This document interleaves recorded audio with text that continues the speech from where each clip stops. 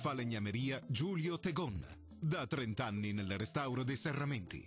Approfitta ora della detrazione fiscale.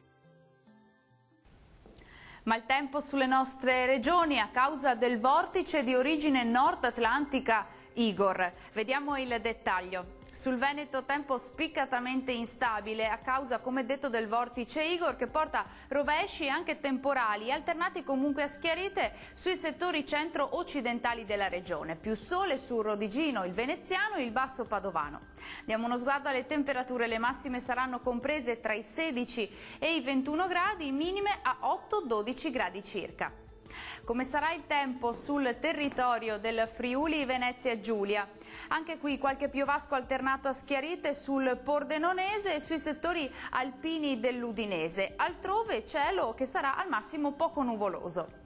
Temperature massime tra i 18 e i 20 gradi, minime previste sui 9-10 gradi circa. Chissà se il ciclone Igor sarà in azione anche sul Trentino Alto Adige. Ah sì, anche qui porterà un tempo spiccatamente instabile, rovesci e temporali alternati comunque a schiarite, specie sui settori centro-occidentali, e la neve tornerà a cadere sopra i 1600 metri.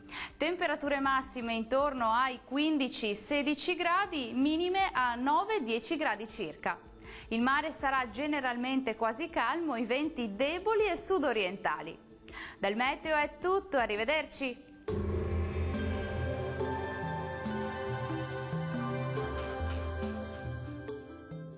Falegnameria Giulio Tegon. Da 30 anni nel restauro dei serramenti. Approfitta ora della detrazione fiscale.